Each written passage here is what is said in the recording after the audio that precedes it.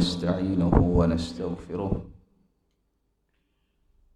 ونعوذ بالله من شرور أنفسنا وسيئات أعمالنا من يهده الله فلا مضل له ومن يضلل فلا هادي له وأشهد أن لا إله إلا الله وحده لا شريك له وأن محمدًا عبده ورسوله يا أيها الذين آمنوا اتقوا الله حق تقاته ولا تموتن إلا وأنتم مسلمون يا أيها الناس اتقوا ربكم الذي خلقكم من نفس واحدة وخلق منها زوجها وبث منهما رجالا كثيرا ونساء واتقوا الله الذي تساءلون به والأرحام إن الله كان عليكم رقيبا يا أيها الذين آمنوا اتقوا الله وقولوا قولا سديدا يصلح لكم أعمالكم ويغفر لكم ذنوبكم ومن يطع الله ورسوله فقد فاز فوزا عظيما أما بعد فأعوذ بالله من الشيطان الرجيم إنما يتقبل الله من المتقين لائق التکریم سامعین مکرم، اللہ ذوالجلال ہم سب کے خالق و مالک ہیں، وہی رازق، وہی قادر مطلق ہے۔ اس کا احسان عظیم ہے کہ اس نے ہمیں مسلمان بنایا، اور اس سے بڑا احسان یہ ہے کہ اس ہستی کی امت میں ہمیں پیدا کیا جو پوری کائنات سے اعلیٰ ہستی۔ وَجُعِلَتْ أُمَّتِي خَيْرُ الْأُمَمِ، جس کی زبان اطہر یہ بیان کرتی ہے کہ میری امت بھی اللہ نے تمام امتوں سے افضل بنائی۔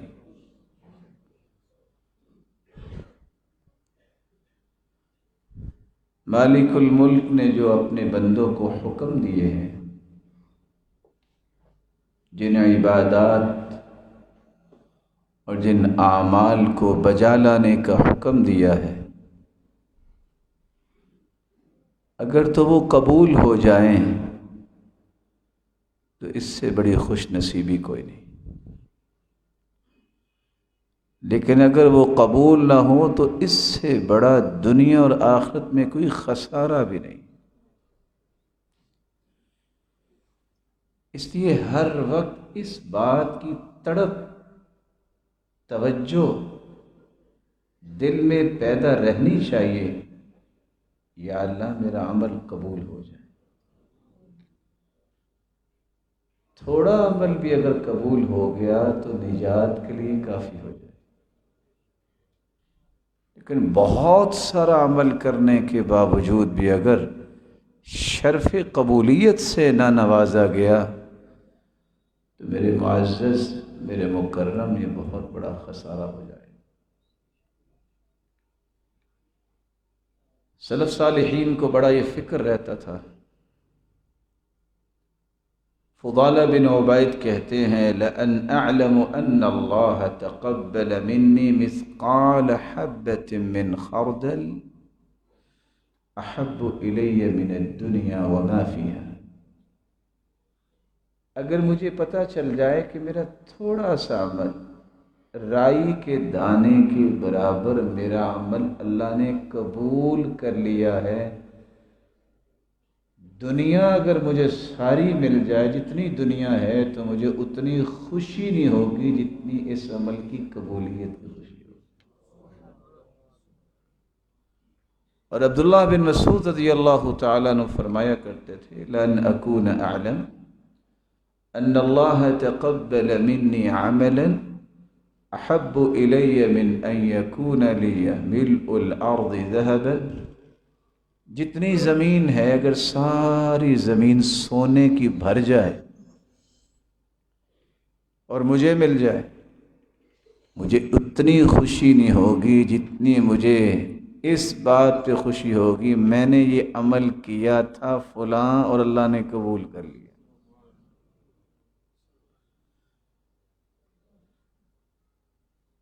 اللہ تعالیٰ نے یہ حکم دیا ابراہیم علیہ السلام کو، اور حکم بھی یہ دیا بیت اللہ بناؤ۔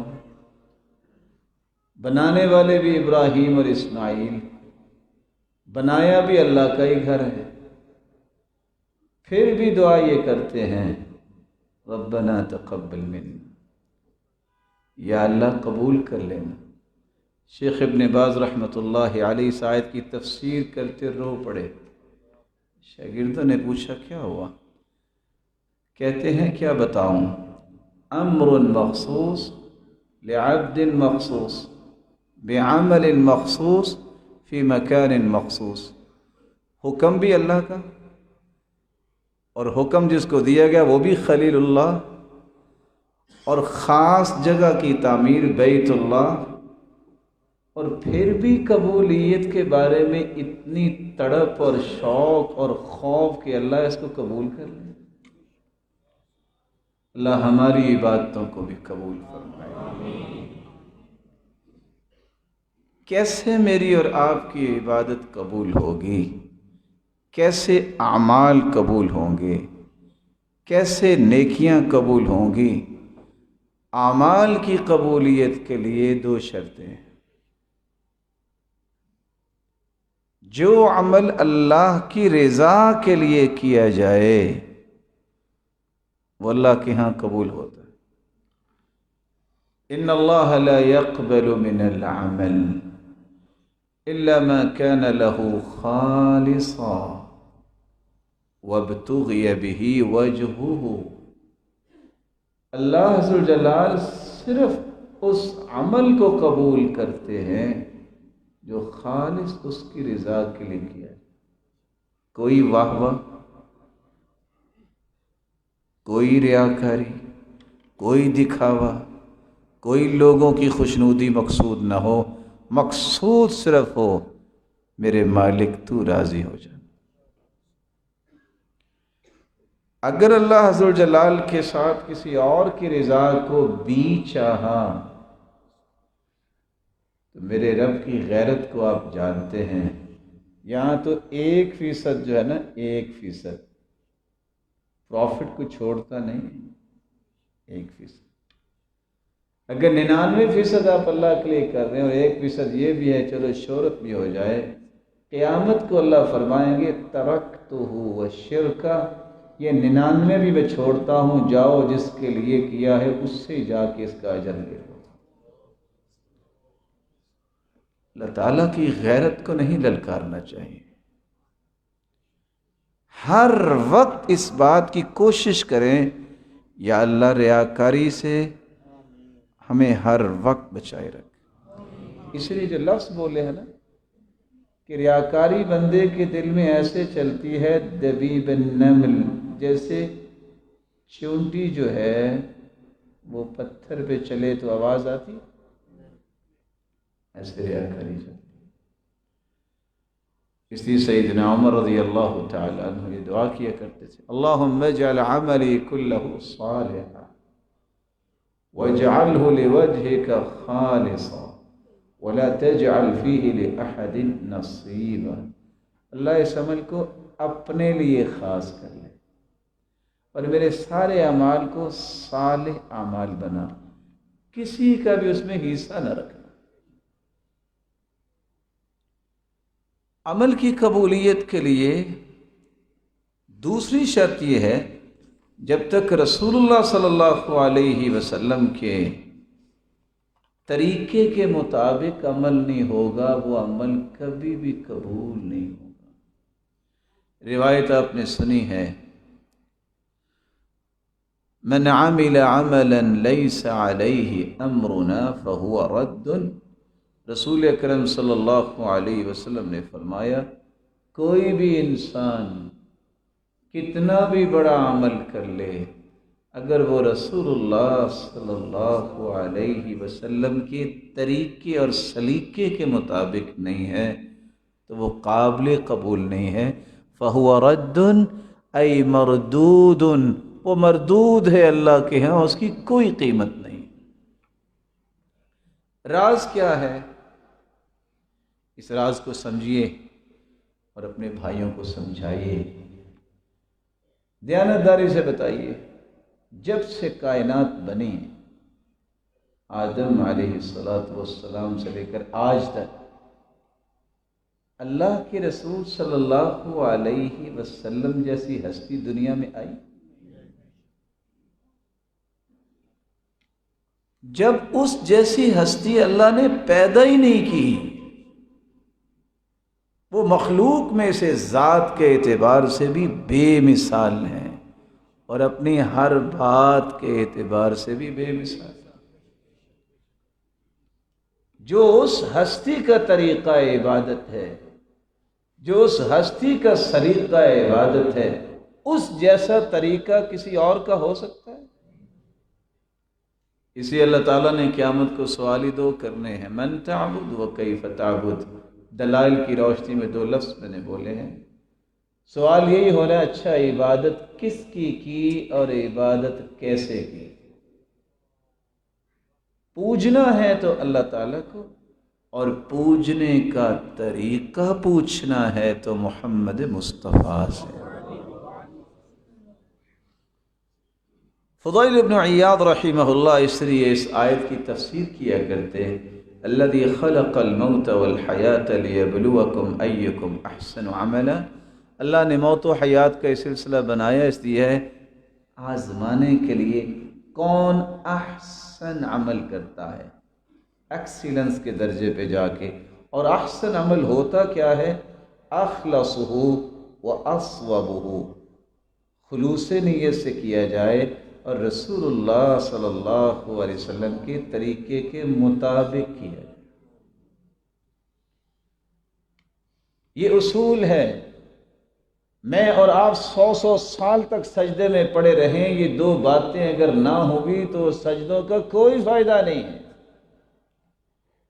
پختہ کیجئے ان اصولوں کو، عمل قبول ہوگا تو ان دو شرطوں کے ساتھ، اللہ کی رضا کے لیے کیا جائے اور کس کے طریقے کے مطابق کیا جائے؟ محمد رسول۔ سوال یہ ہے کہ اگر یہ جاننا ہو کہ میرا اللہ کے رسول صلی اللہ علیہ وسلم کے طریقے کے مطابق عمل ہے تو میں کیسے جان سکتا ہوں؟ 6 باتیں یاد کر لیجئے جو آپ نے پہلے بھی سنی، میں صرف دہرائے دیتا ہوں۔ کوئی بھی عمل سنت کے مطابق اس وقت تک نہیں ہو سکتا جب تک 6 چیزیں اس کے اندر نہ ہوں۔ اس عمل کو ہم دین کہہ سکتے ہیں، سنت کہہ سکتے ہیں، طریقہ نبوی کہہ سکتے ہیں، جس عمل کا سبب خود رسول اللہ صلی اللہ علیہ وسلم نے بیان کیا ہو۔ آپ گھر سے نکلتے ہیں 2 رکعتیں پڑھ کے، آپ گھر واپس آئیں 2 رکعتیں پڑھیں، ہم کہیں گے سنت، کیونکہ اللہ کے رسول نے ایسے کی۔ آپ اپنے گھر میں 3 منزلوں پر مشتمل ایک مکان بنائیں اور کہیں میں نے ہر کمرے میں 2 رکعتیں پڑھنی ہے اور یہ سنت ہے، اس کی آپ کو دلیل لانی پڑے گی۔ سنت کا معنی یہ ہے کہ یہ محمد مصطفیٰ نے کیا، حکم دیا یا دیکھا تو آپ نے کہا ٹھیک کر رہے ہو، یہ سنت ہے۔ سبب بھی کوئی نہیں۔ ہم عید الفطر پڑھتے ہیں، سبب کیا ہے؟ شکر کا دن ہے کہ ہم نے 29 یا 30 روزے رکھے۔ ہم عید الاضحیٰ کیوں پڑھتے ہیں؟ سبب اس کا بیان کیا کہ یہ خوشی کا دن ہے اللہ کے رسول نے، اور اس نے قربانی کرنی ہوتی۔ یہ دو چیزوں کا تو سبب آ گیا۔ اگر کوئی تیسری عید مناتا ہے اس کا سبب سوچئے، اس کا سبب محمد مصطفیٰ نے 23 سالہ زندگی میں نہ کوئی بیان کیا نہ کر کے دکھایا۔ لوگ کروڑوں روپے لگا دیتے ہیں تیسری عید منانے کے لیے، لیکن اس کا کوئی شریعت میں سبب نہیں۔ لیلۃ القدر کو رات جاگتے ہیں، طاق راتوں میں عبادت کرتے ہیں، سبب ہے محمد مصطفیٰ جاگے، صحابہ جاگتے رہے۔ کوئی 27 رجب کو جاگے اور کہے کہ یہ تو لیلۃ المعراج ہے، دنیا کے مکتبے آپ کے سامنے ہے، کسی بھی حدیث کی کتاب میں کوئی صحیح روایت دکھا دے، کسی ایک لفظ کو دکھا دے، سبب بھی کو نہیں۔ کبھی کوئی بناوٹی باتوں کو بھی قانون کہتا؟ قانون وہ ہے جو ہم محمد مصطفیٰ کی زبان سے نکلا ہو، قانون وہ ہے جو محمد مصطفیٰ نے کر کے دکھا دیا ہے، سبب کوئی نہیں۔ سنت وہ عمل ہوتا ہے جس کا سبب شریعت نے بیان کیا ہو۔ دوسری بات، سنت وہ عمل ہوتا ہے جس کی جنس کا تعین شریعت نے کیا ہے۔ میں ایک مثال سے سمجھانا چاہوں گا۔ قربانی پہ ہم جانور ذبح کرتے ہیں۔ قرآن کہتا ہے من بہیمۃ الانعام، پالتو جانور جو ہے ان کی قربانی ہوگی۔ وہاں لفظ شریعت نے بول دی۔ ایک شخص کہتا ہے او چھوڑو جی، ہرن اور کیا مزیدار ہے اس کا گوشت، تو میں تو اس دفعہ ہرن کروں گا، ہو جائے گا؟ بولیں کوئی کہہ دے یہ تو پالتو نہیں، کہتا ہے بچپن سے گھر میں رکھا ہوا ہے، پالتا تو پھر نیل گائے بڑی مزیدار ہوتی ہے، اس سال میں نے 4 نیل گائے کرنی ہے، ہو جائیں گی؟ بات مزیدار کی نہیں ہے، وہاں ٹیسٹ کی بات نہیں ہے۔ شریعت نے بہیمۃ الانعام کا تذکرہ کیا، صحابہ نے سمجھا، تبع تابعین سلف صالحین ہم تک یہ پہنچا، اور امام نووی فرماتے ہیں الاجماع انہ لا یجوز فی الاضحیہ الا الابل والبقر والغنم، امت کا اجماع ہے کہ قربانی پہ یا تو اونٹ مذکر مؤنث ہوگا، یا گائے مذکر مؤنث ہوگی، یا بھیڑ بکری مذکر مؤنث ہوگی، یہی جانور ذبح کیے جائیں گے۔ نسل کی بات نہیں ہے، گھوڑا ویسے تو حلال ہے لیکن قربانی پہ آپ نہیں کر سکتے۔ ایک نہیں کو 18 روایتیں آتی ہیں، اور صحابیہ مومنوں کی ماں کہتی ہے کہ ہم سفر میں تھے، گھوڑا ذبح بھی کیا اور ہم نے کھایا بھی۔ گھوڑے کو اونٹ کی طرح بھی آپ نہر کر سکتے ہیں، لٹا کر ذبح بھی کر سکتے ہیں، 2 طریقے ہیں، لیکن قربانی پہ نہیں کر سکتے، کیونکہ سنت کیا ہے؟ جو محمد مصطفیٰ نے کی۔ سنت وہ عمل ہوگا جس کا سبب، جس کی جنس کا تعین شریعت نے کیا ہے، پھر اس کی تعداد کا تعین بھی شریعت نے کیا ہے۔ فجر کے کتنے فرض ہیں؟ اگر کوئی کہے وہ فارغ ہی ہیں، آج چھٹی ہے، آج میں نے فجر کی 4 رکعتیں پڑھنی، ہو جائیں گی؟ نماز ہی ہے نا، سجدے ہیں، وہی رکوع ہے، کیونکہ محمد مصطفیٰ نے 2 ہی پڑھی ہیں۔ اور صحیح الجامع کی روایت قیامت کی نشانیوں میں سے قیامت کے قریب لوگ فجر کی بھی 4 رکعتیں پڑھیں گے۔ اللہ تعالیٰ معاف فرمائے۔ محمد مصطفیٰ سے کوئی متقی نہیں ہے، عمل وہی جو محمد کریم نے کیا ہے۔ وضو کرتے وقت حکم یہ ہے کہ آپ 1 مرتبہ ہاتھوں کو دھو لو، مرتن مرہ، مرتین 2 مرتبہ، 3 مرتبہ، ایک کہتا ہے نہیں وہ اچھی طرح وضو کرنا چاہیے، میں تو کوئی 7 مرتبہ دھوؤں گا۔ آسمان بھی ساتھ ہے، زمینیں بھی ساتھ ہیں، بیت اللہ کا طواف بھی ساتھ ہی ہوتے ہیں، صفا مروہ بھی، دلائل دینے شروع کر دیتا ہے۔ دیکھیں محمد مصطفیٰ نے کتنے مرتبہ دھویا۔ اسی حدیث کیا کہتی ہے، جو زیادہ کرے گا فقد اعتدى وظلم، اس نے ظلم بھی کیا اور زیادتی بھی کی۔ یہ محمد مصطفیٰ سے نیک نہیں ہو سکتا۔ امام مالک کے پاس ایک شخص آتا ہے، کہتا ہے 3-5 مشکیزیں بہائے ہیں، میرا ویسے غسل ہو گیا؟ آپ صلی اللہ علیہ وسلم جو ہے وہ ایک مد کے ساتھ وضو کر لیا کرتے، اور 1 سا اور 5 مدوں کے ساتھ جو ہے وہ آرام سے غسل کر لیا کرتے۔ امام مالک نے کہا آپ پر تو غسل واجب ہی نہیں ہے۔ کہتے ہیں وہ کیسے؟ کہتے ہیں دیوانوں پہ غسل واجب ہوتا ہے۔ 5 مشکیزیں تم نے ضائع کر دیے پانی کی، عربی پوچھ رہے ہو کہ میرا غسل ہوا کہ نہیں ہوا؟ تعداد وہ ہو جو اللہ کے رسول نے اختیار کی ہے۔ کتنی تعداد ہے مسلمانوں کی عیدوں کی؟ بولیں؟ کوئی حدیث کی کتاب، کوئی فقہ کی کتاب کسی میں باب باندھا گیا ہو؟ باب العیدین ہی آتا ہے، 2 عیدیں، باب ثلاثت عیدین، عید تو نہیں کہا گیا کہ 3 عیدوں کا باب ہے۔ باب الاعیاد الثلاثہ تو کسی نے باندھا، نہ کسی حدیث کی کتاب میں، نہ کسی فقہ کی کتاب میں۔ بچاؤ اپنے اعمال کو، یہ ضائع نہ ہو جائے۔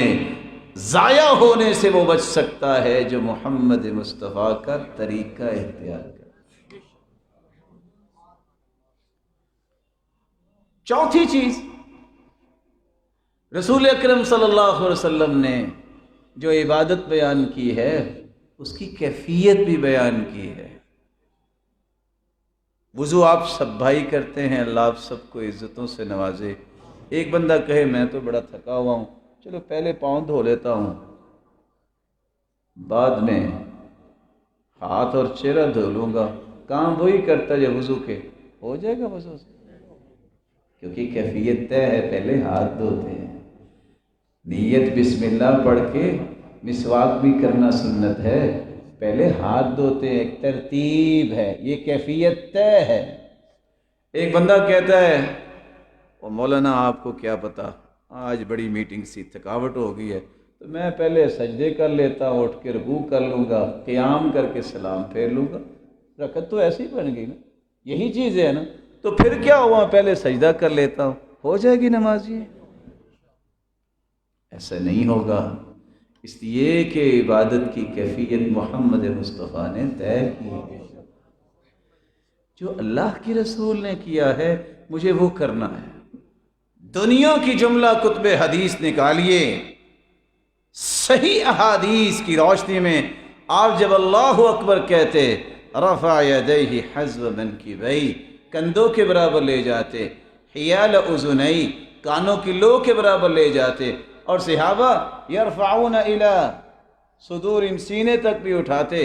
ان 3 طریقوں کے علاوہ آپ کانوں سے بھی اوپر لے جائیں، یہ محمد مصطفیٰ کا طریقہ نہیں۔ آپ اگر اٹھائیں نا، یہ تو آپ کی موج ہے نا، کہ آپ سمجھ بیٹھے کہ شاید اللہ کے رسول سے بھی کچھ زیادہ سمجھدار اور پڑھا لکھا ہے تو اس کی بات مان لیں۔ ہمارا تو ایمان وہاں ختم ہو جاتا ہے۔ محمد مصطفیٰ جیسی ذات بھی اللہ نے دنیا میں نہیں بھیجی، نہ اس جیسے اعمال کسی کو سکھائے۔ کیفیت ہے، ہاتھ ہی باندھنے ہیں، کو پیچھے باندھ کے کہتے کہ میری نماز ہو جائے، کیسے ہوگی؟ کامن لفظ ہے، ثم یشد بہم علی صدری، سینے پہ رسول اللہ صلی اللہ علیہ وسلم ہاتھ باندھتے۔ آپ مجھ سے زیادہ جانتے ہیں سینے کا لفظ کہاں بولا جاتا ہے، کہاں ہوتا ہے سینہ؟ اتنا کامن لفظ ہے، لیکن یہ کب پتہ چلے گا؟ میں آپ کی خدمت میں یہ گزارش کرنا چاہوں گا، آپ جہاں 2.5 لاکھ یہ ایکسیسریز خرید کے گھروں میں رکھتے ہیں، ایک چھوٹی سی سیرت کی کتابیں اور حدیث کی کتابیں بھی گھر میں رکھا کریں۔ کبھی کھول کے کتاب الصلاۃ پڑھ لے کہ محمد مصطفیٰ نماز کیسے پڑھتے ہیں، صحیح بخاری کھول لیں، صحیح مسلم کھول لیں، جھگڑنے کی بھی ضرورت نہیں ہے، پریشان ہونے کی بھی ضرورت نہیں ہے۔ مت دیکھیے کون کیا کہہ رہا ہے، یہ دیکھیے محمد مصطفیٰ کے صحابی کیا کہہ رہے ہیں، دین تو انہوں نے نقل کیا نا۔ ثم اشد بہم علی صدری، اگر کیفیت اللہ کے رسول صلی اللہ علیہ وسلم کی نہیں ہوگی تو یاد رکھنا وہ میری اور آپ کی مرضی تو ہو سکتی ہے، اس کو سنت کے مطابق عبادت نہیں کہہ سکتی۔ سنت کے مطابق عمل وہ ہوتا ہے کہ کچھ اعمال کا وقت اللہ نے مقرر کیا ہے، شریعت نے، میں اور آپ نہیں کر سکتے۔ ایک بندہ کہے توبہ، میں 4 سال پہلے گیا تو 55 لاکھ لوگ تھے جو حج میں آئے، اتنی بھیڑ تھی، میں نے سوچا ہے کہ اب ایسا کرتا ہوں، محرم میں حاجی واپس آ جاتے، میں آرام سے نا محرم کے آخر میں جاؤں گا، عرفہ بھی، میدان عرفات بھی فارغ ہونا ہے، مزدلفہ بھی خالی ہونا ہے، سکون سے کنکریاں ماریں گے، سکون سے وہاں مزدلفہ میں اور عرفات میں رہیں گے، اور مینا میں آ کے راتیں گزاریں گے، حج کر کے آ جاؤں گا، ہو جائے گا حج۔ اللہ نے مہینے مقرر کیے، الحج اشہر معلومات، شوال ذوالقعدہ وعشر ذی الحجہ، وہ شوال ذوالقعدہ اور ذوالحجہ کے پہلے 10 دن ہیں، یہ آپ محرم سفر میں حج نہیں کر سکتے۔ ایک شخص کہے کہ گرمیوں میں روزے آ جاتے ہیں، مجھ سے تو برداشت نہیں ہوتا، میں تو جب دھند کے ایام ہو گئے نا، چھوٹے چھوٹے دن ہیں، میں تو روزے اس وقت رکھوں گا، بھی روزے ہی رکھنے نا، میں اس کو رمضان سمجھ لوں گا، ہو جائے گی روزے اس کو، طے کیا ہے اللہ نے، وقت چینج نہیں ہو سکتا۔ اللہ نے یہ طے کروایا ہے اپنے پیغمبر سے، عید الفطر ہوگی تب جب روزے مکمل ہوں گے 29 یا 30، صوموا لرؤیتہ وافطروا لرؤیتہ، چاند کو دیکھ کے روزہ رکھا کرو، چاند کو دیکھ کے عید منایا کرو، اور اسی طرح ذوالحجہ کی 10 تاریخ کو تم نے قربانی بھی کرنی ہے اور عید بھی پڑھنی ہے۔ تیسری چوتھی عید کا سبب کیا ہے، اس کی تعداد کس نے بیان کی ہے، اور اس کے بارے میں اللہ کے رسول نے وقت کا تعین کیا ہے؟ بولیے، نہیں کی۔ چھٹی بات، اللہ تعالیٰ نے عبادتوں کا کچھ وقت بھی جیسے طے کیا، وہاں جگہ کا بھی طے کیا گیا شریعت کی طرف سے۔ 55 سال اس وطن عزیز میں اللہ اس کی حفاظت فرمائے۔ تکبیر اولیٰ کے ساتھ آپ نماز پڑھیں، 55 سال، معلوم ہوا آپ کی زندگی ہوگی 65 سال، ایک نماز بیت اللہ میں پڑھ لیں، ان 55 سال کی نمازوں سے افضل ہے۔ یہ صرف امتیاز ہے تو کس کو؟ بیت اللہ کو، یہ امتیاز کسی اور جگہ کو حاصل نہیں ہو سکتا۔ 1000 نماز سے زیادہ ثواب مسجد نبوی کا ہے، 500 نماز سے زیادہ ثواب جو ہے وہ بیت المقدس میں ہے۔ اگر یہاں دنیا کی خوبصورت مسجد میں آپ 200 رکعتیں پڑھ لیں، آپ کو نماز کا ثواب ملے گا، لیکن مسجد قباء میں 2 رکعتیں پڑھ لیں، آپ کو عمرے کا ثواب ملے گا۔ یہ امتیاز تو وہاں کا ہے۔ آپ کہیں کہ بہت پیسہ لگایا ہے، اللہ کروڑ رحمتوں سے نواز دے جنہوں نے پیسہ لگایا ہے، آپ اس کے 700 چکر بھی لگا لیں تو آپ ہو جائے، وہ بیت اللہ کا ہی ہو۔ سنت کے مطابق عمل وہ ہوتا ہے جس کا سبب شریعت نے بیان کیا، جس کی جنس کا تعین شریعت نے کیا، جس کی تعداد بھی شریعت نے طے کی، اور جس کی کیفیت بھی شریعت نے طے کی، جس کا وقت بھی شریعت نے طے کیا، اور جس کی جگہ بھی شریعت نے طے کی۔ جس کو یہ 6 اصول یاد ہے، زندگی کی آخری رمق تک کبھی بدعت کے قریب نہیں جاتا۔ یہ اصول اللہ عز و جلال ہم سب کے اعمال کو قبول فرمائے۔ لیکن میرے بھائی، میرے مکرم، میرے معزز، میرے محتشم، اللہ آپ سب کو عزت والی اور ایمان اور صحت خوشی والی لمبی زندگی عطا فرمائے۔ یاد رکھنا، جب یہ اصول ٹوٹتے ہیں تو پھر اعمال قبول نہیں ہوتے، پھر اعمال قبول نہیں ہوتے۔ سب سے پہلے اس انسان کا عمل قبول نہیں ہوتا جو مشرک ہے، قرآن مجید میں اللہ فرماتے ہیں وَلَقَدْ أُوحِيَ إِلَيْكَ وَإِلَى الَّذِينَ مِن قَبْلِكَ لَئِنْ أَشْرَكْتَ لَيَحْبَطَنَّ عَمَلُكَ وَلَتَكُونَنَّ مِنَ الْخَاسِرِينَ۔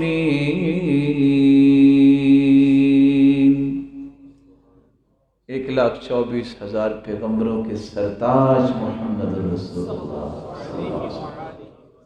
نہ اس جیسی ہستی آج تک آئی ہے نہ قیامت تک آئے گی۔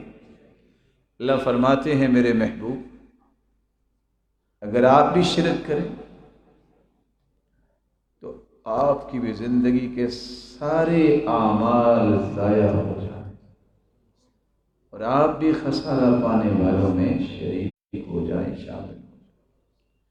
اگر اس ہستی کے عمل کے بارے میں قرآن نے کہہ دیا ہے، یہ سورۃ الزمر کی 65 آیت نمبر ہے، ذرا اکیلے بیٹھ کے پڑھیے گا اور ان پیارے بھائیوں کو بھی پڑھائیے گا جو کہتے پھر کیا ہوا، بھی ہم تو عزت ہی کرتے ہیں نا۔ عزت سب سے زیادہ کرو اللہ کی کرو، اللہ کے رسول کی عزت کرو۔ رسول اکرم صلی اللہ علیہ وسلم کے صحابی کیا بیان کرتے ہیں، وہ ایک مکھی ہی تھی نا جو دیوی کے نام پہ چڑھاوا چڑھانا تھا، ایک نے چڑھا دیا ایک نے نہیں چڑھایا۔ جس نے نہیں چڑھایا اس نے کہا مکھی بھی تو اللہ کی مخلوق ہے، میں اللہ کے سوا کسی اور کے نام پہ چڑھاوا نہیں چڑھا سکتا۔ فقتلوہ، اس کو قتل کر دیا۔ فدخل الجنہ، اللہ نے اسے جنت بھیج دیا۔ اور جس نے کہا مکھی ہے نا تو اس نے چڑھاوا چڑھایا، اس کو چھوڑ دیا۔ فدخل النار، وہ جہنم میں چلا۔ دیانتداری سے بتائیے کہ یہاں کوئی ہے شاپ جہاں سے مکھیاں ملتی ہیں؟ نہیں۔ 10 من دودھ اور لاکھوں روپے جو غیر اللہ کے نام پہ، اس کا کیا بنے گا؟ آپ غصہ نہ کیجئے، ترس کھائیے اپنے ان بھائیوں پر جن بیچاروں کو غلط گائیڈ کر دیا گیا، جن کو غلط رہنمائی دے دی گئی، جن بیچاروں کو پتہ نہیں ہے۔ ان کی تڑپ بھی ہوتی ہے کہ خیر کے کام کریں، لیکن خیر وہ ہے جس کو قرآن نے بیان کیا ہے، محمد کے فرمان نے بیان کیا۔ جب تک یہ اصول مضبوط نہیں ہوتا اس وقت تک ہمارے اعمال برباد ہیں۔ کس کا عمل اللہ تعالیٰ قبول نہیں کرتے؟ جس طرح مشرک کا عمل قبول نہیں کرتے، تقدیر کو جھٹلانے والا اللہ تعالیٰ اس کا عمل بھی قبول نہیں کرتے۔ ثلاثۃ لا يقبل اللہ منہم یوم القیامۃ صرفا ولا عدلا، 3 ایسے بدبخت ہیں اللہ ان کے فرض، فرائض اور نوافل دونوں میں سے کوئی بھی قبول نہیں کریں گے۔ اللہ کے رسول کون سے لوگ ہیں؟ فرائض بھی قبول نہیں، نوافل بھی قبول نہیں، تو بچا کیا؟ فرمایا ایک وہ ہے عاق جو والدین کا نافرمان ہے، ومنان جو نیکی کر کے جتلانے والا ہے احسان، ومکذب بالقدر اور تقدیر کو جھٹلانے والا ہے۔ یہ انسان اس کے فرائض بھی اور نوافل بھی قبول۔ تیسرا بدبخت وہ ہے جس کو آج لوگ بڑا خوش نصیب کہتے ہیں۔ لو پریشانی کیا ہے، آؤ میں ایک پامس کے پاس لے جاؤں، وہ بڑی پہنچی سرکار ہے، آپ کا ہاتھ دیکھیں گے، صرف ہمیں ذائچہ بنانا ہے، لائنیں دیکھیں گے، آپ کو سب کچھ کھول کے بتا دیں گے۔ رسول اکرم فرماتے ہیں، صحیح الجامع کی روایت 4059، من اتى عرافا فسأله عن شيء لم تقبل له 40 لیلہ، جو شخص کسی بھی کاہن، نجومی اور قیافہ شناس کے پاس آ کے ہتھیلی کیا کرتا ہے، صرف پوچھ لیتا ہے میری قسمت کیسی ہے، 40 دن تک اس کی عبادت قبول نہیں ہوتی۔ اور دوسری روایت کے الفاظ ہیں، صحیح الجامع کی روایت 5939، فصدقه بما يقول فقد كفر بما انزل على محمد صلی اللہ علیہ وسلم، جس نے اس سے پوچھا پھر اس کی بات کو سچا سمجھا، ادھر اس کی بات کی تصدیق کرے گا، ادھر وہ قرآن کا منکر اور کافر ہو جائے۔ عقائد بچاؤ، اعمال بچاؤ۔ ویسے ایک چھوٹی سی گزارش ہے، ماشاءاللہ آپ بڑے پڑھے لکھے ہیں، اگر یہ اتنا ہی پہنچا ہوا بیٹھا ہو تو یہ خود فٹ پاتھ پہ بیٹھا ہو، کمال نہیں ہے ویسے؟ یعنی اگر کوئی اتنا پہنچا ہو تو یہ فٹ پاتھ پہ دھکے کھاتا پھرتا ہو، طوطا لے کے بیٹھا ہو۔ بعض لوگوں کو اللہ نے بڑی جرأت اور ہمت دی ہوتی ہے۔ ہمارے ایک ساتھی تھے لاہور، تو کہتے ہیں آج میں نے یہ کام کرنا ہی کرنا ہے۔ وہ خیر گئے، ان کی 2 شادی تھی، کہتے ہیں بہت پریشان ہوں، شادی نہیں ہو رہی۔ اس نے دیکھا، کہتا جی ابھی 6 مہینے نہیں ہونی۔ اس نے 1 لگائی، اس نے کہا پہلے مجھ سے شادی نہیں جا رہی۔ اس قدر انسان گر جاتا ہے، اس قدر گر جاتا ہے۔ شیطان نے بھی کہا تھا لم اکن لاسجد لبشر، میں بشر کو سجدہ نہیں کر سکتا، حالانکہ اللہ کا حکم تھا، لیکن اس نے کس قدر اپنے آپ کو تکبر پہ طرف لے گیا۔ یہاں انسان کے سامنے سجدہ کر لیتا ہے۔ رسول اکرم صلی اللہ علیہ وسلم نے اسے فرمایا تھا اس کا تعلق ہی میرے ساتھ نہیں ہے۔ من تطیر او تطیر او تکہن او تکہن او تسحر او تسحر له، جو جادو کرتا ہے یا جس کے لیے کیا جاتا ہے، جو کہانت کرتا ہے یا کسی کے لیے کی جاتی ہے، یا کوئی فال لیتا ہے یا کسی کے لی جاتی ہے، ان لوگوں کا میرے ساتھ تعلق ہی کوئی۔ رسول اکرم صلی اللہ علیہ وآلہ وسلم نے ایک چوتھا انسان بھی بیان کیا ہے جس کی عبادت قبول نہیں ہوتی، ریاکار کی بھی عبادت قبول نہیں ہوتی۔ دعا کیا کریں یا اللہ اس مصیبت سے بچا لیں، اور طریقہ یہ ہے کہ یہ دعا بار بار پڑھا کریں جب عمل کریں۔ اللہم انی اعوذ بک ان اشرک بک شیئا وانا اعلم واستغفرک لما لا اعلم۔ اللہ میرے وہ گناہ بھی معاف کر دے جس کا مجھے علم ہے، اللہ وہ بھی معاف کر دے جس کا مجھے پتہ ہی نہیں، مجھ سے گناہ ہو جاتے۔ حدیث میں آتا ہے قیامت کا دن ہوگا جب اللہ ذوالجلال اپنی مبارک پنڈلی سے نور کے پردے ہٹائیں گے۔ صحیح بخاری کی روایت ہے 4919، ہر مومن مرد اور عورت سجدے میں گر جائے گی، لیکن جو ریاکار ہوگا یہ سجدہ کرنا چاہے گا، فَيَعُودُ ظَهْرُهُ طَبَقًا، اس کی کمر تختہ بن جائے گی۔ كُلَّمَا ذَهَبَ أَن يَسْجُدْ خَرَّ عَلَى قَفَاهُ، جب سجدہ کرنا چاہے گا سامنے نہیں پچھلی طرف گدی کے بل گر جائے گا۔ اللہ تعالیٰ ریاکاری سے محفوظ فرمائے۔ رسول اکرم صلی اللہ علیہ وسلم نے فرمایا اس شخص کی بھی عبادت اور اعمال قبول نہیں ہوتے جو حرام لقمہ کھاتا ہے۔ اللہ سننے والوں اور بولنے والوں کی اولاد و نسلوں تک حلال مال عطا کرے، اتنا حلال دے کہ حرام کے بارے میں سوچنا بھی یہ اپنی توہین سمجھیں۔ حدیث میں آتا ہے 4 لفظ بولے، اللہ کے رسول نے فرمایا اللہ نے پیغمبروں کو بھی وہی کام کا حکم دیا ہے جو مومنوں کو۔ پیغمبروں کو کہا یا ایھا الرسل کلوا من الطیبات واعملوا صالحا، رسولوں کی جماعت پاک کھایا کرو، نیک عمل کیا کرو۔ پاکیزہ کھائیں گے تو اچھے عمل کریں گے، یہ ایک نکتہ ہے۔ مومنوں کو کہا کلوا من الطیبات واشکروا للہ، پاکیزہ کھاؤ اور اللہ کا شکر کرو۔ پھر آپ نے ایک شخص کا تذکرہ کیا، صحیح مسلم کی روایت ہے، رسول اکرم صلی اللہ علیہ وسلم نے فرمایا ایک بندہ لمبا سفر کرتا ہے، سفر پراگندہ حال ہے، ہاتھ بھی اٹھاتا ہے، یا رب بھی کہتا ہے، 4 باتیں کہیں۔ حدیث میں آتا ہے جو سفر کرتا ہے دعوت المسافر لا ترد، مسافر کی دعا رد نہیں ہوتی۔ حدیث میں آتا ہے رب اشعث اغبر مدفوع بالباب لو اقسم علی اللہ لابرہ، بعض ایسے سادہ لوگ ہوتے ہیں بال بکھرے ہوئے ہیں، ان کو پرواہ نہیں ہوتی اللہ کی عبادت میں، اگر وہ قسم ڈال دیں اللہ پر تو اللہ ان کی قسم بھی پوری کر دیتے ہیں۔ حدیث کے الفاظ ہیں کہ جب انسان ہاتھ اٹھاتا ہے ان ربکم حیی کریم اذا رفع یدیہ الیہ ان یردہما صفرا خائبتین، گناہ بندے نے کیے ہوتے ہیں، حیا مالک کو آری ہوتی ہے، میرے بندے نے اب اٹھا ہی لیے ہاتھوں میں خالی واپس لوٹا دیا۔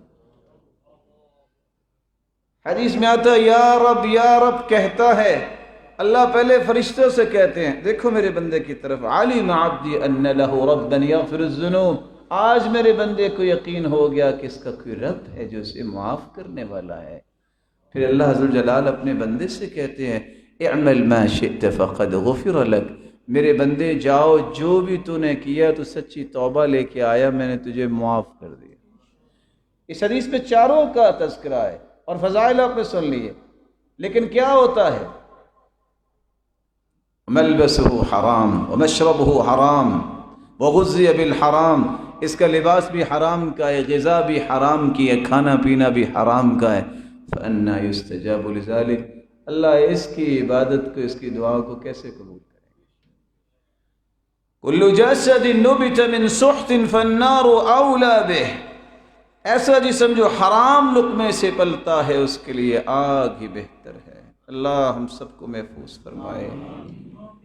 ایک اور انسان جس کی عبادت قبول نہیں ہوتی، حدیث میں آتا ہے من قتل مؤمنا ثم اغتبط بقتلہ، جو کسی مومن کو قتل کر کے فخر کرتا ہے، ایسا انسان لم يقبل منہ صرف ولا عدل، قیامت کو اس کے بھی فرائض اور نوافل اللہ کے ہاں قابل قبول نہیں ہوں گے۔ اسے توبہ کرنی چاہیے دنیا میں، اللہ ذو جلال سے بھی، اور جن کے ساتھ ظلم بھی کیا ان سے بھی معافی مانگنی چاہیے اور اس کا بدلہ دینا چاہیے۔ اللہ ذو جلال سے دعا ہے کہ اللہ ذو جلال ہماری عبادتوں کو قبول فرمائے اور ایسے اعمال سے بچائے جس سے عبادتیں ضائع ہوتی ہیں۔ وآخر دعوانا الحمدللہ۔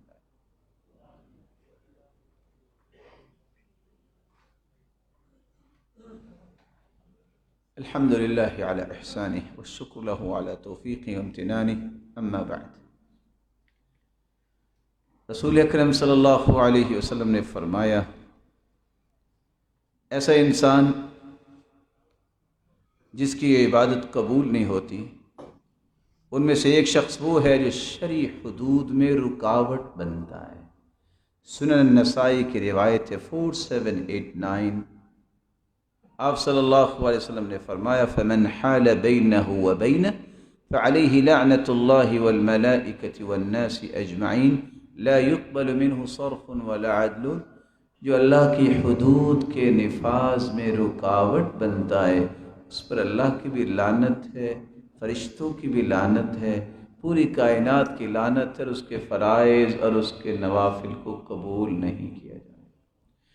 آپ صلی اللہ علیہ وآلہ وسلم نے یہ بھی فرمایا کہ ایک شخص جو شراب پینے والا ہے، من شرب الخمر لم تقبل له صلاة 40 صباحا، جو شراب نوشی کرتا ہے 40 دن تک اس کی عبادت قبول نہیں ہوتی۔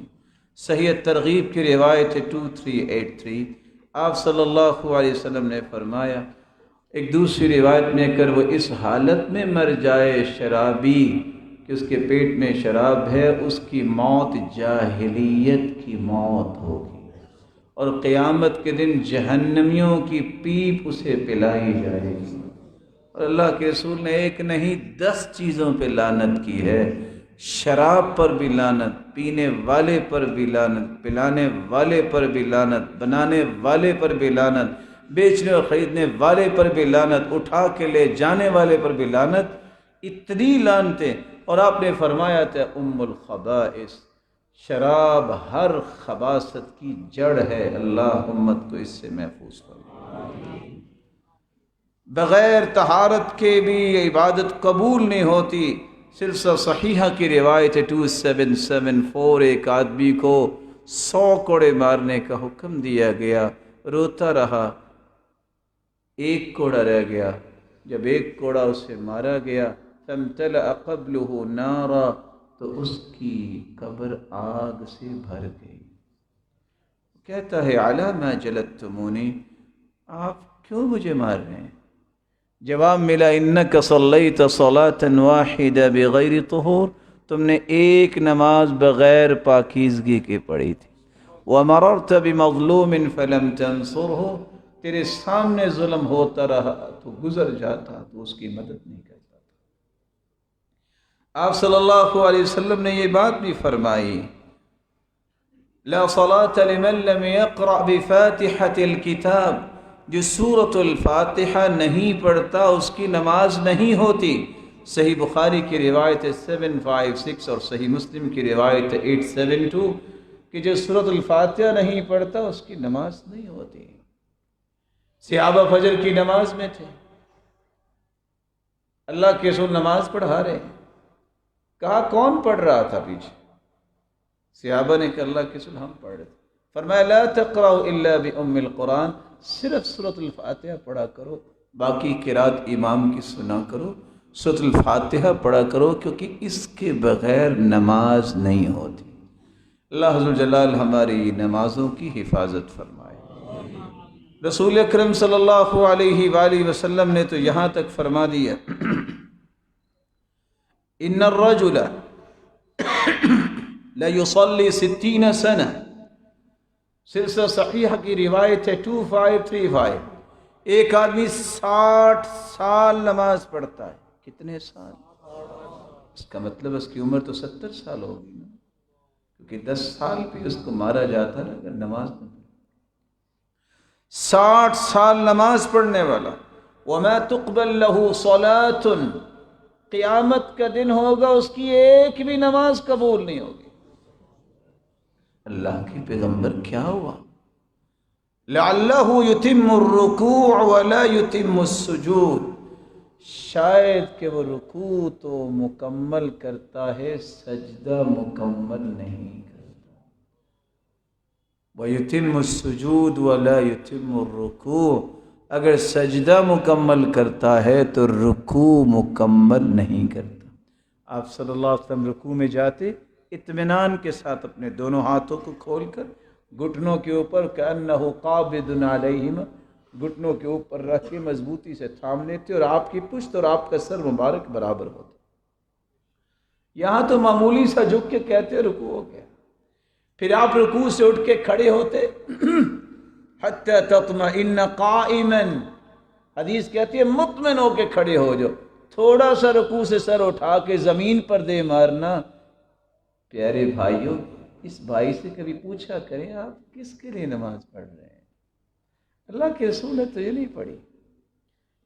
اللہ کے رسول کے سامنے تو ایک صحابی نے نماز جلدی جلدی پڑھی، فرمایا ارجع فصلی فإنک لم تصلی، جاؤ دوبارہ نماز پڑھو، تم نے نماز پڑھی نہیں۔ دوسری مرتبہ پھر کہا اللہ کے رسول میں تو یہی پڑھ سکتا ہوں۔ آپ نے پھر یہی طریقہ سکھایا، سکون سے پڑھو۔ مجھے یاد آ گیا ایک غلام جس کی نماز بڑی خوبصورت تھی، سلام پھیرتا ہے، اللہ کے رسول بلاتے ہیں، کہا اتنی خوبصورت نماز پڑھنے والے غلام نہیں رہ سکتے، جاؤ تمہیں آزاد کیا۔ خوبصورت نماز صرف غلامی سے آزادی نہیں دیتی، جہنم سے بھی آزاد کروائے گی۔ رکوع مکمل کریں۔ امرت ان اسجد علی 7 اعظم، 7 ہڈیوں پہ سجدہ ہوتا ہے، 2 ہاتھ، 2 پاؤں، 2 گھٹنے، پیشانی ہے جس میں انسان کی پیشانی اور نوز زمین پہ لگے۔ یہاں بات مجھے یاد آ گئی، کچھ قرآن مجید پکڑ کے بھی سجدہ کرتے ہیں، مٹھی بند ہے وہ زمین پہ لگاتے نہیں، اس میں قرآن کی بھی توہین ہوگی۔ آپ سجدہ تلاوت کرنا چاہتے ہیں، ادب کے ساتھ آپ قرآن مجید کو رکھیں اور سجدہ کر لیں، بجائے اس کے کہ آپ کا سجدہ بھی ناقص ہو اور قرآن مجید بھی آپ زمین پہ لگائیں، اس کے تقدس میں بھی فرق آئے۔ یہ آداب ہی تو ہیں جو امت اسلامیہ کو باقی اقوام سے بلند کرتے ہیں، یہ ادب ہی تو ہے جو اس بات کی نشاندہی کرتے ہیں کہ یہ شخص ہے جس کی گرومنگ ہو چکی ہے، اس کو کسی شخص نے اس کی میکنگ کی ہے، واقعی اس نے علم سیکھا ہے، علم کا رنگ اس پہ چڑھا ہے۔ اللہ یہ آداب ہمیں سکھا دے۔ رسول اکرم صلی اللہ علیہ وآلہ وسلم نے یہ بات بھی بیان کی تھی، لا يقبل اللہ صلاة حائض الا بخمار، جو عورت جوان ہو جائے جب تک سر پہ دوپٹہ نہیں ہے اس کی نماز نہیں ہوتی۔ اور آپ نے یہ بھی فرمایا جو اپنے بالوں کو نہیں ڈھانپتی لم تقبل صلاتها، مجاہد کہتے ہیں اس کی نماز بھی قبول نہیں ہوتی۔ رسول اکرم صلی اللہ علیہ وسلم نے اس لیے یہ بھی فرما دیا، اگر کوئی مسجد میں بھی عورت جاتی ہے عطر اور خوشبو لگا کے کہ جو خوشبو دور تک پہنچتی ہے، جب تک یہ غسل نہیں کر لیتی نماز اس کی بھی قبول نہیں ہوتی۔ اس لیے فرمایا ایتکن ارادت المسجد فلا تقربن طیبا، سلسلہ صحیحہ کی روایت ہے 1093۔